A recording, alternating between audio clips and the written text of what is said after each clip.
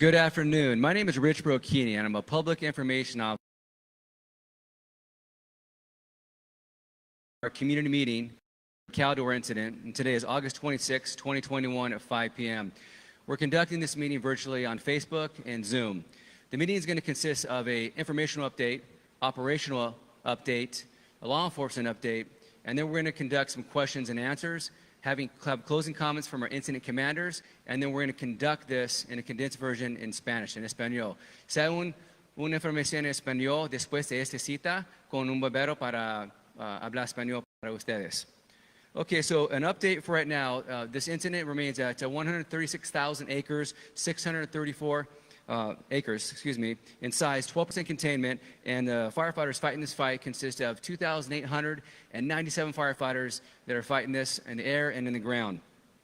We just want to remind everybody there's a couple different ways to get information. Actually, there's quite a few ways, but consistently we put out information at 7 a.m. and at 7 p.m. Those are our incident update sheets. So we also are very active on social media, and you can sign up for our email list as well, or you can scan our QR code. It's that little square, and you can scan that with your phone, and it populates 15 different links that'll give you anything and everything at your fingertips on your phone that you need to know about this incident. So at this time, we want to go ahead and call up our operations section chief for an operations update.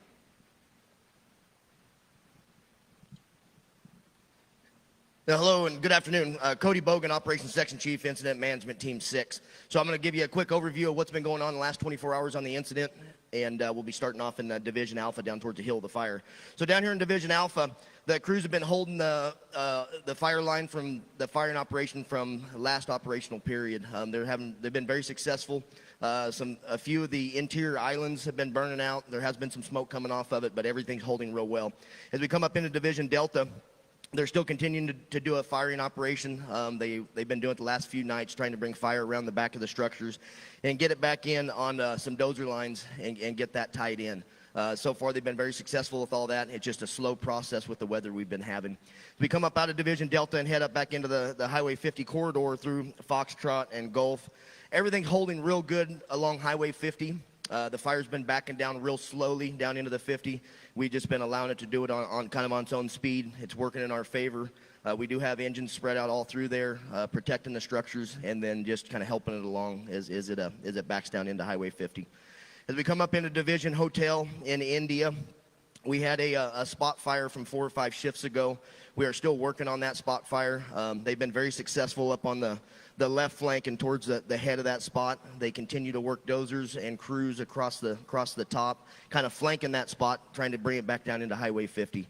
They have had a few different spot fires out in front, but they are continually to work that.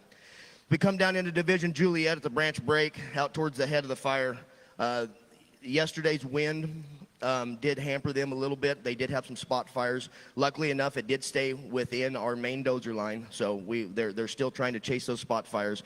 Those spot fires did initiate some additional evacuation orders and warnings, and this is just this was kind of part of our plan that we had in place for if this was to threaten our line at all. And it's not something that's a big worry to us right now. We're just doing this precautionary just to make sure we're staying ahead of the game. But the crews are making good progress out there, and we're getting around those spots. As we come in through Division Juliet down into Division Lima, into branch 20 and branch 30 along the bottom, things are looking real good. No real issues at all. Everything that lines in, everything's there. We're just waiting for the opportunity to do our last firing operation down along that branch 20. And then, like I said, into branch 30, things are holding right along our line, and no issues to report down there. With that, that's the end of report.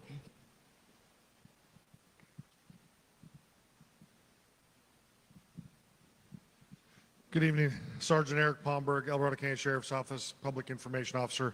I'm here to give you the update for the evacuation orders and warnings that were issued today. So if we can zoom in on the map a little bit, the only new evacuation order areas that we have are the areas between Twin Bridges and the Echo Summit.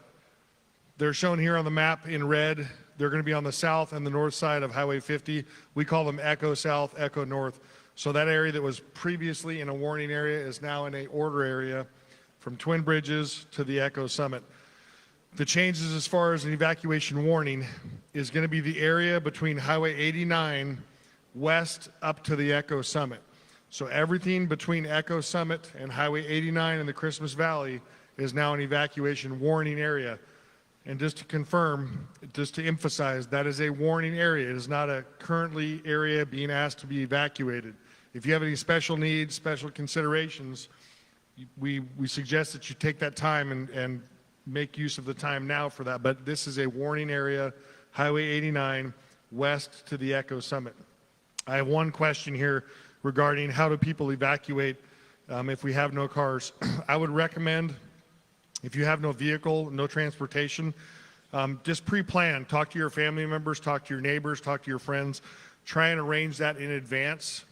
In the event that something does turn into an evacuation order for your area, you have that pre-plans. It's just pre-planning, like we've discussed before.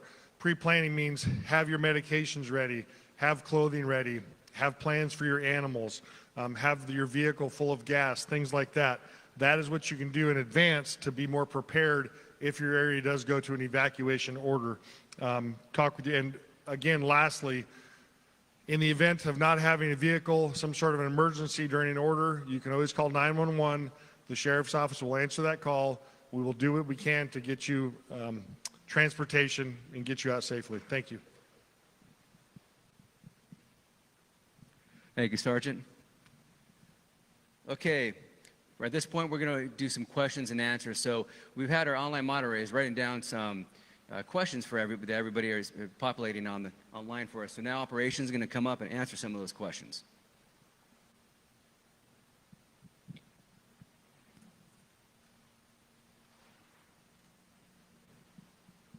Okay, let's start off with a few of the questions here. A couple of the first questions that were brought up, I think, were answered on my overview of how things were going in Division Delta.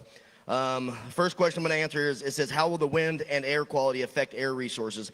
Obviously, when we have an inversion that sets in, the inversion kind of blankets the fire and holds the smoke in. When that happens, we don't have the good air quality, and the vision is basically what we're looking at in the pilots. If they can't see, we can't fly. So the air quality does affect our air resources, and it's more of just the vision that they have, and if the pilots can see.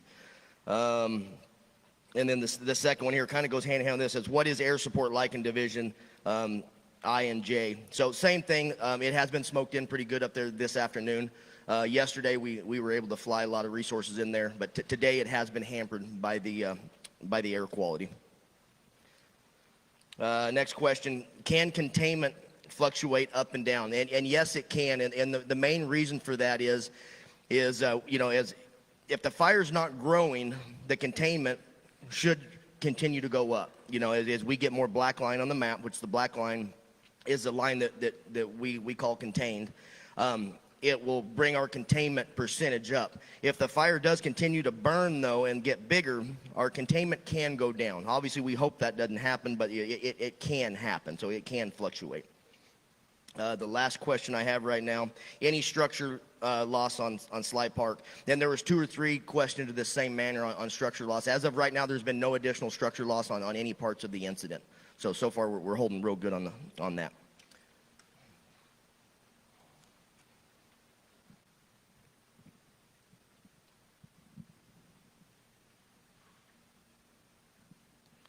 Good evening, Ben Newbern, Unified Incident Commander for the United States Forest Service. A few questions have come up around what is the trigger point for evacuation warnings and orders. And so just to clarify, evacuation areas are determined in collaboration between our operations staff and law enforcement based on ways of egress to get people out of the way and places where they can confine access so we can set up checkpoints easily.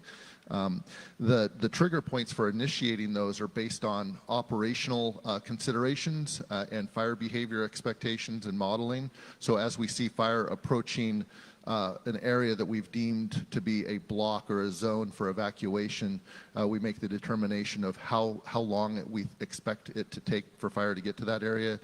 We know from law enforcement how much time they need to conduct the evacuation, and that gives us a timeline for knowing when to execute that evacuation. Evacuation warnings are always envelop or have an outside boundary to our orders. So if we have an area under a mandatory order, we have an outside area around that is in a warning, so that way people can progressively be prepared for what could be coming to them. Questions on unreported injuries. So unfortunately, when you put this number of firefighters together on a complex piece of terrain like this, engaging a very complex and technically difficult fire to fight, we do have injuries from time to time. We've had injuries here recently, including sprained or fractured ankles, one minor burn injury, a couple of lacerations, things of that sort. Nothing serious or life-threatening, but certainly a dangerous landscape to fight fire in, and we are very, very aware of the risks there and try to mitigate those hazards as best as possible. But unfortunately, just part of the risks associated with fighting fire, injuries do occur. Another question is full containment needed for repopulation. So full containment of the entire fire is not needed for repopulation. Some of the things that we look for when we are considering repopulation of an area is containment in that area, mitigating the hazards that the fire may have created. So think of fire-weakened trees, power lines, things of that sort that are removed, those hazards being mitigated. And then we need to make sure that the necessities for you to be there are restored. So those utilities are back and functional, the roads are safe to travel on, things of that sort. And then finally, a question on how we would engage the fire in the wilderness, particularly the Desolation Wilderness north of Highway 50 in the area around Branch 10. So we do have a few limitations on the way we engage fire in the wilderness. We obviously don't use bulldozers, things of that sort, but the landscape, particularly in the Desolation Wilderness, just doesn't lend itself well to using those types of tools anyway. A lot of rock there, a lot of difficult terrain that dozers don't use very well or work in very well. We will use aircraft very heavily there. We will put people into the wilderness area to suppress fire. We just have some limitations around what we can use mechanically, such as dozers, and like I said, the landscape in general just doesn't favor it, even if it wasn't congressionally designated wilderness. Thank you, Chief. Another question that we receive is, how can I directly donate to the firefighters?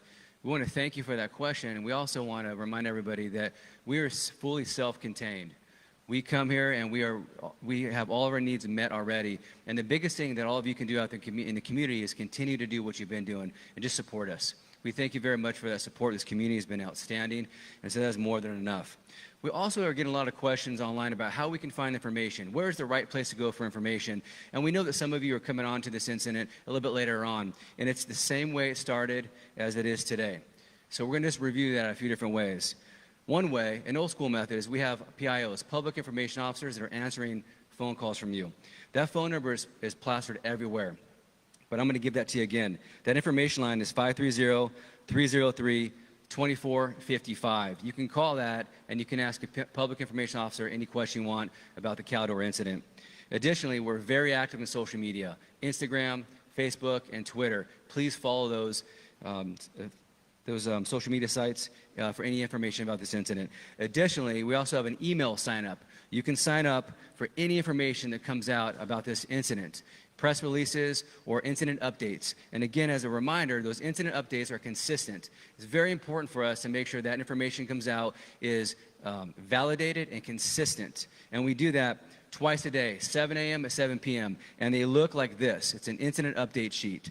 So not only do we have those digitally that you can look at online via email updates, but also we have those everywhere throughout the community on information boards. And we have over 20 PIOs in the field right now, public information officers, that are staffing these information boards to talk to you out there as well, to go face-to-face and answer any questions you have. And additionally, you can go to fire.ca.gov and you can look at any incident in California on the CAL FIRE website. You go to NCWeb as well, and they have the same information. Lastly, there's a QR code. We've been talking about that this whole incident, it's a square little box that looks like this right here. You can zoom in, and you can actually scan that either on hard copy or you can scan it on your computer. You can take your phone and you can actually just open up your camera and scan it. It will populate a website, and that respective website for us is a link tree. We made it really efficient and effective for everybody out there. That link tree has 15 different links that you can click on. You can take your choice. If you want to learn about or understand evacuation maps and what's going on in respect to that, you can click on that. If you want to look at social media, you can click on social media, and et cetera, and et cetera. We are doing our best to work with our unified partners and public information officers to put out the validated and consistent information for you. And we want to remind everybody, because we're getting a lot of this online, please, follow all those respective avenues that we talked about right now and listen to the information coming out from this incident. We understand a lot of people have the passion and the heart to serve, and everyone's doing their best, but it's important for us to give you validated and consistent messaging so you know what's really going on in the incident. So the best bet is to follow all those respective avenues and get information coming from this incident, from our unified incident command teams. Okay, at this time, we're going to have closing comments from our incident commander.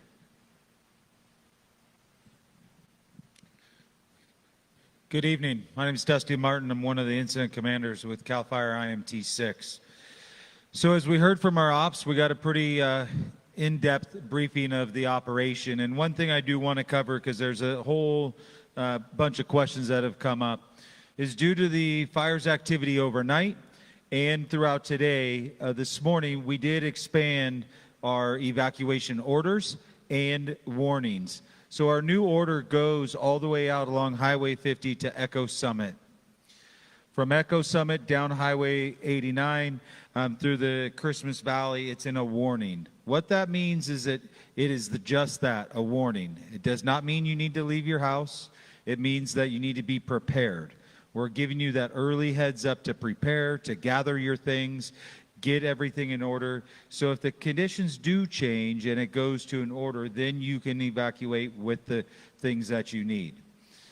That is all based off of the current operations, the current fire activity that will dictate if we go from a warning to an order. But I just want to make sure that everybody understands in the Tahoe Basin, it is only a warning at this point.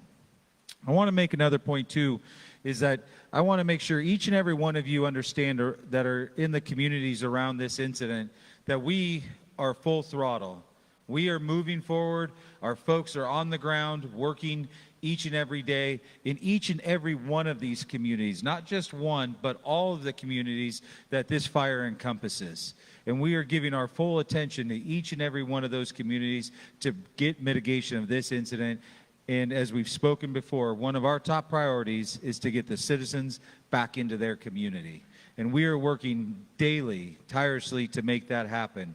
And it's not just CAL FIRE and it's not just the United States Forest Service. It's all of our cooperators that we're working with, public utilities, building departments, all the different folks that have a stake in this. We are all working together to make sure that we can get you back into your communities as soon as possible. As you can tell by the map, there's still a lot of red on this map, and that means we're still working tirelessly to get containment of that area and to make sure that it is safe for each and every one of you to get back into the communities. But understand, we are working very hard daily to make that happen. CAL FIRE and the United States Forest Service are side by side on this, and we've been from day one, and we're going to be till the very end of this. We are making decisions together. We're working collaborative on this. Both entities are bringing resources to this, and we will see that the fire gets mitigated. Thank you, and have a great night. Thank you, Chief, for those closing comments. So just as a quick update, our moderator went ahead and on the comment section for Zoom, put in all the social media sites for you right there if you don't have those. Okay, at this time, we're going to go ahead and conduct a condensed version of this community meeting in Espanol. Gracias. Hola, buenas tardes. Soy Ricardo Tlapala, vocero, representando al CAL FIRE Incident Management Team 6. Les voy a dar la actualización del incendio Caldor, por hoy la operación del 26 de agosto de 2021. Con a la actualidad, el incendio ha consumido 136.643 acres. Está a 12% de contenimiento y tenemos a 2.897 bomberos luchando la fuga. Les voy a dar un breve informativo si me pueden seguir acá al mapa. La línea roja que ve es lo activo del incendio. Las fuerzas en el piso han usado líneas